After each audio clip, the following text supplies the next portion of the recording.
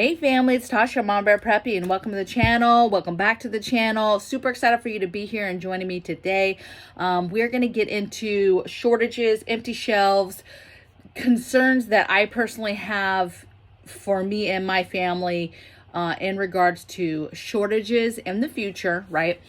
Items that I cannot get anymore, right, that are gone off the shelves, and why it's important. Like, why are these shortages in the future going to be so important to me, and why is it so important to stockpile this stuff? And so that's what I'm going to talk to you about, right?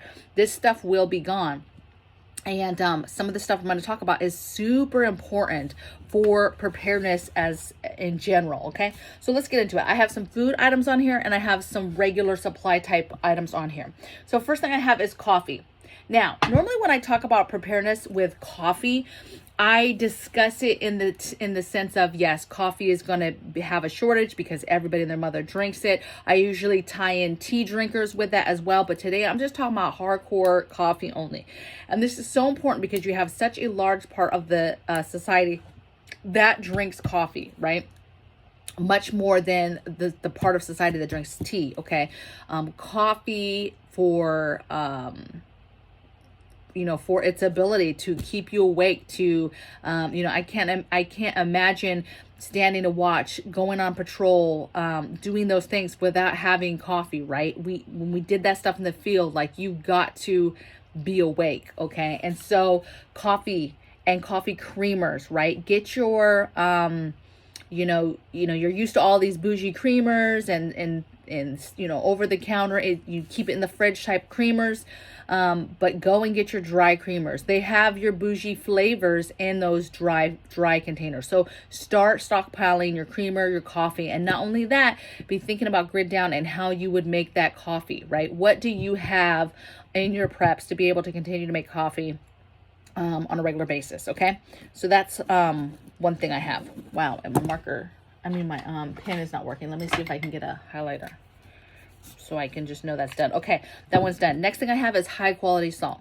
Now, of course, salt, people are like, okay, yes, the basic staples are going to be things that are gone. Once they're gone, people can't get them. Salt is needed. But I'm more concerned in the part of food preservation and how important high quality salts are for food preservation, right? For curing meats, from different food preservations, canning, you name it, right? The salt has to be a good quality salt when you're doing a lot of these processes, fermenting, lacto-fermenting, all these different things, right? And so you need to make sure that you're stockpiling quality salt so that you have that. This is more than just, hey, we need salt for flavoring of food. This is more of, you need this for food preservation. Extremely important to have good quality salt for specifically food preservation, okay? In that same realm, I have a lot of baking items on this list, and a lot of people are like, why do you need these baking things? Well, imagine you can't buy certain things and you're going to be baking and making things yourself. Not to mention food preservation. A lot of this stuff has to do with food preservation. So I have flour on here next. That's a no-brainer, right? To be able to still make rolls and different tortillas and breads and all this stuff, right? You need to have flour, and I am highly concerned with flour and having the ability to get flour later, right? We invest in some other things to be able to use our mill and grind stuff down to make our own flour. But I tell you what, having flour in any capacity matters, right? You're going to be using it. And when we get to a point where we can't get it anymore, that's a problem, right? Grains has already been something that's been on the radar that we've been paying attention to. And flour obviously comes from grains. And so it's very, very important that we think about the impact it would have on your food stores and things that you make in your everyday stuff if you don't have a said product, okay? Next thing I have on here is vinegar. Now, when I mentioned this to hubby, he was like, vinegar? Who cares about vinegar, right? He's not a fan of like these, I'll do marinade, but like dressings and stuff, he's not a fan of vinegars, right? apple cider vinegar, other vinegars. And I was like, babe, you don't realize how much vinegar somebody who does food preservation uses. I go through a ton of vinegar, okay? Not to mention vinegar in its cleaning aspects by itself, its cleaning aspects when you put it with baking soda. But food preservation, cleaning, cleaning the tops of the jars, putting the vinegar in the canner, doing all types of brines and fermenting and pickling and all these different recipes that call for vinegar, right? And so vinegar, I go through a lot of vinegar. I mean, if you have a sizable garden and you're just preserving from the garden alone, you are going to be going through a ton of vinegar. And so it's very important to either be learning how to make it, stacking it, whatever the case may be. My concern is having things for food preservation, and vinegar is at the top of the list of getting that stocked, so that I have that in my preps, and so that I can, because what happens is if you can't get some of these items that you need for food preservation later, like it's grid down, chaos, whatever, and you're still trying to preserve food, you're still trying to be able to put things on your shelf to make it last as long as possible, because possibly there's no refrigerators or freezer systems. And so it's important, I think, to just identify the things that are needed to help us, assist you in those processes, and make sure that you have that. Next thing I have is sugar. So again, food preservation is what I'm thinking about, right? Sugar in regards to, yes, different fermenting, pickling, different recipes, right? Jams and jellies and marmalades and stuff, that stuff takes a lot of sugar, okay? There are recipes out there without sugar, right? So it is possible. It's not like, oh, you're dead in the water if you don't have sugar. But again, if you don't have these recipes written down, then who knows? Maybe this stuff isn't going to help you. But for me, sugar is a big thing. Just making one basic jam or jelly, let's say, takes quite a bit of sugar, okay? And so it's going to be important to have that stuff stockpiled so that you don't have to worry about that being an issue. Same thing with this next one, which is yeast. Imagine there's no more bread, rolls, English muffins, bagels, you name it. All the bread stuff, the shelves are empty at this point. And so it becomes, okay, shortages, and how do you deal with that? I specifically remember before the Russian thing popped off, they were in the city asking Ukrainians if they thought something was going to happen. Like, were they fearful? Did they think something was going to pop off? Was there talk in the streets that something was going to pop off? And I remember very specifically the news team had gone into a bread store, and the guy's like, no, everything is great. There's still bread on the shelves. Nobody's panic buying. I don't think anything's going to happen. And a week later, it was total chaos, okay? Bread is a huge staple. To keep bellies full. It's easy to make, right? And so it's important that you have the aspects to make said breads, okay? And so you need to have yeast. Is the recipes without yeast? Absolutely, okay? Recipes using other, ingredients? Absolutely. But again, if you know that, it's super easy to make this bread and you just need a little bit of yeast, why not stockpile that stuff, okay? Great bartering item in my opinion as well too. Doesn't take up a lot of space, very important, and would be valuable to somebody who's looking for it. Next thing I have on here is water. So that's no brainer, right? Stockpiling water. Think about your distilled waters, right? So that you have that for whether you have somebody in your home with a CPAP, or for us also medically, right? I have a lot in my medical room with my medical preps to use on different things, breathing treatment, different things. I want to have good quality distilled water and not be starting. Also, again, food preservation, a lot of recipes, if you're doing certain things, it asks for in the recipe distilled water or a very good filtered water, right? And so again, if you're stockpiling that, it's just another way of getting water in your preps. Water, water, water, water. Can't stress it enough. You need it in your house. You need it out your house. You need it everywhere, okay? And it's going to be a problem for shortages. The next thing I have is liquor. Now, to me, liquor and smokes and things like that, like cigarettes and stuff like that, is going to go crazy when we go over that tipping point and people can't deal. There's a lot of lawlessness. There's a lot of crime happening. When we get to that point, liquor and smokes, cigarettes and stuff, that's going to be very, very hard to find, because people are going to use that to feed themselves, right? To take care of that stress. That's their way of handling the stress, right? For me, it's on my list because I want to have vodka, right? I want high quality vodka, not quality necessarily, but percentage wise, right? Proof wise, for tinctures, for holistic stuff. I want to be able to continue to be able to do that stuff, grid down, whatever. And I want to be able to continue to preserve herbs and do different things and have tinctures. Again, is there other ways to do tinctures? Yes, you can do other stuff with, I don't know the name of the glycol. I can't remember the other way, but also vinegar. So there's some other ways to make tinctures, but they do not last as long. Vodka is king, right? And having it as medicinal in your medical preps again. So vodka is super important. It's something that I'm concerned about, and having the ability to have it so that I can continue to move forward with my holistic journey of doing tinctures and different things like that. Okay, so that's my 2 cents on the liquor. Next thing I have on here is fats. I think fats are going to be an issue, and it's an issue that I want to make sure that we have in our preps, right? Oils for cooking. Cooking over a fire, if you've never done it, is definitely a little different, and you have to have a fat to cook in. It's not like you can just steam something or what you need, especially in a cast iron. You need a good quality, you need some oil, right? Cooking oil, different fats, getting that in a way that it's shelf stable is important. Butter, I'm huge on prepping butter. I have freeze dried butter, powdered butter, right? I have ghee, I have pressure canned butter. I like having different varieties of shelf stable fats, okay? Coconut oils, other oils, right? Now, oil will not last forever. Eventually, it will go rancid. So you have to be careful when you're talking about oil and keeping it. But it does keep for a very long time, you guys. It's not like it's just, a couple months and it's rancid. Oil does last a while. However, it is not a forever food. It is not something that you can stack to the rafters and you do not have to worry about it going bad. It will go rancid over time. So be careful with your oils. Make sure you're really rotating that. But think of ways that you're able to get it in a shelf stable, right? Getting it on the shelf for a long time. You buy those number 10 cans from August Farms or wherever of that powdered butter.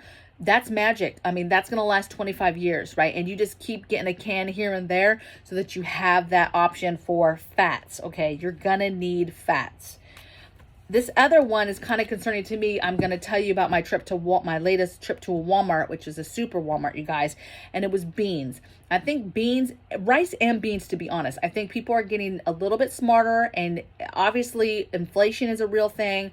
People are having a hard time putting food on their tables. And of course, you're going to revert to those staples, right? Those rice dishes, those bean dishes, those filling dishes that you barely maybe add anything to it, and you have a meal. Let me tell you, I went to Super Walmart in my area, and I was looking and I'm looking, and it clearly said beans was down this aisle, and I needed some beans. I made a chicken chili yesterday, and I'm planning to can some taco soup as well, my taco soup. And so I'm looking for the beans, and I'm going down the whole aisle, and I'm like, it said there was beans.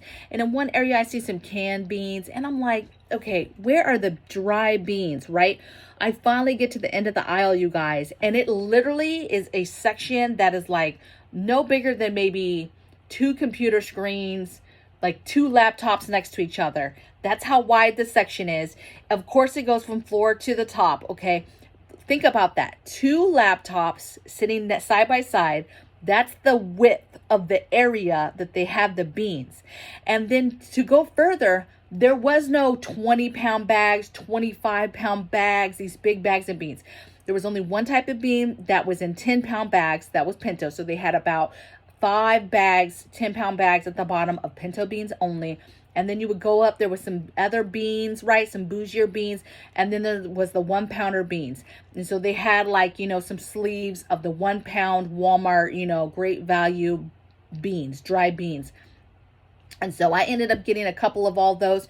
Obviously, I have beans prepped, but when I'm doing something on the spot like that for individual little recipe, I just go and get the ingredients, right?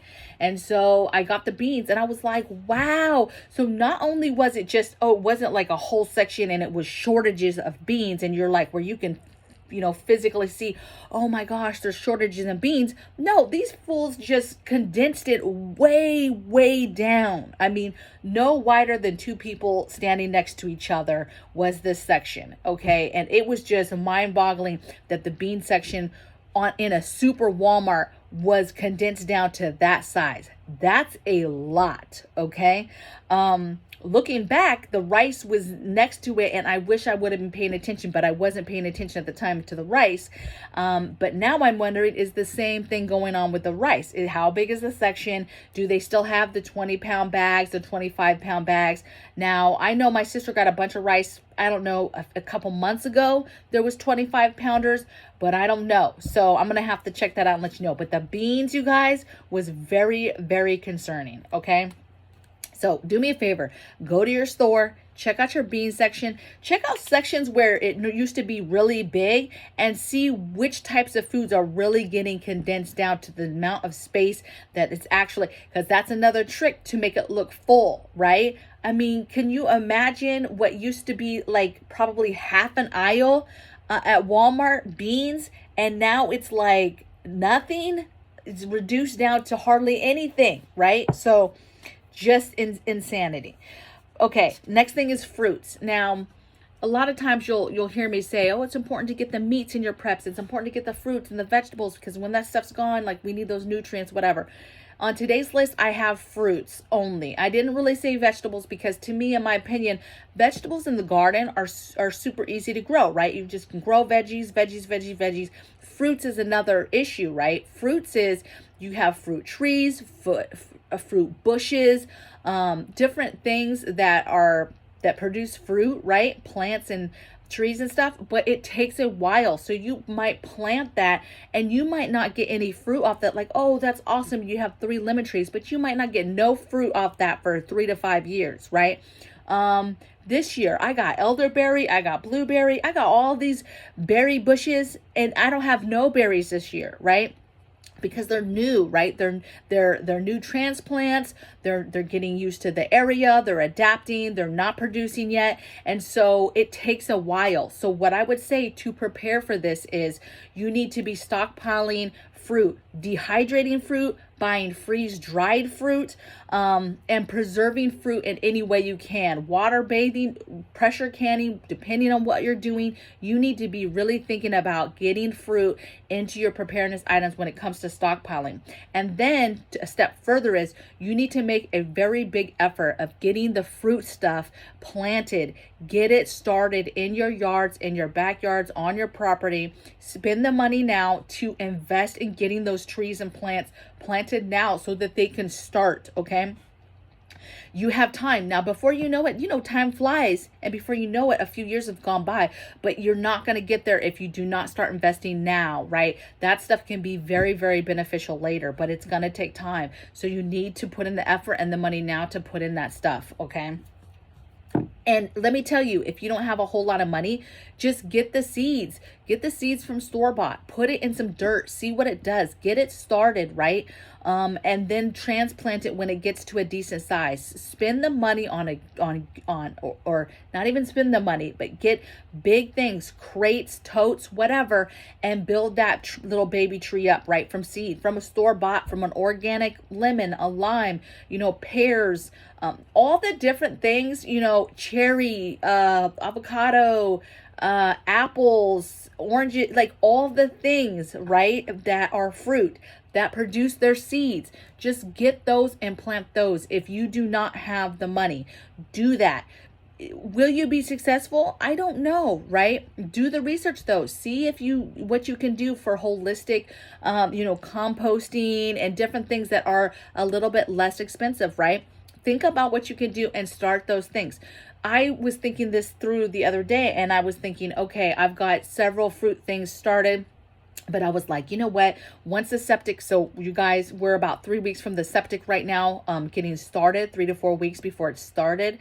And then we'll finally have that done. And so I'm game planning my whole food forest now around this, right? And part of me is like, I'm going to invest in plants and stuff, but with fruits and stuff, I'm going to just start planting seeds here and there. I'm just going to just start doing it everywhere, right? From store-bought stuff and just planting stuff. And then when the rain season comes and the I'm just going to let it go and see what happens. Okay. So I'm going to invest in real, I don't want to say real seeds, but seeds that I've bought or started plants, a lot of started trees and stuff. But I'm going to do a whole lot of experimenting and just throwing stuff in the ground. Okay. So think about fruits and be stockpiling it now and get your stuff planted. Next thing I have it here is broths. Now, this is another thing where hubby's like, broths, who cares about broths? Like broths, okay, you cook with broths. But to me, broth is so important. It's important for cold season, right? Drinking it. It's important for cooking. For me, it's important for cooking in the aspect of replacing water, right? So then when you're cooking off grid, you're doing these different meals, you're possibly not having to use water from your water resources, and you can use the broth to replace that and cook in broth. Okay, so for me, it's very important. I've always had a very large stockpile of broth, and it's very, very important to have that, right? And again, people talk about shortage. Well, baby, I think everything is going to have a shortage. So I think that everything's going to be shortage. And so you need to figure out for your family what items that you use a lot of that you want to continue to have, right? There's a purpose behind the things that you buy for your house, right? For me, broth is very important in my cooking and for my game plan later when cooking grid down, and the ability to use very, very little water. Okay. Let's get into some stuff that's not really food. Next thing I have is ammo. Just no brainer. I think it's super important to continue to get that. Laws change all the time. Policies trying to change. All this talk about civil war and different things like that. I just think that when we talk about security, fortification, being able to defend yourself, and just getting ready, that this is something that you need, right? And we might get to a point where you cannot get it anymore, right? We've gone through a couple shortages of this over the last few years, and so it's going to continue to be an issue. And I think that we just need to make an honest effort to continue to just little by little continue to build that up. Next thing I have is fuels. So my concern is propane, even the little propane bottles, having the ability for a cooking source, for a heating source, for all these things, right?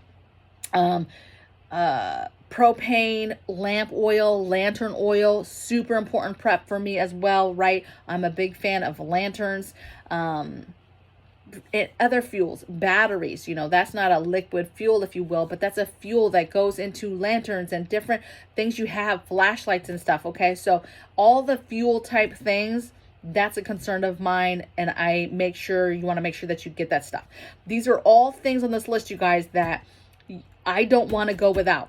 I want these things, and I prepare to have these things, because when things go left, these are things I want to have, that I need to have to continue to make things easier for me. The next concern or thing that I'm concerned about is seeds, right? I think that, again, we've gone through shortages, and, it's kind of one of these things where people are like, well, how could you go through a shortage of seeds when you have a product that constantly is producing seeds, right? But the thing is not everybody knows how to get those seeds from the product.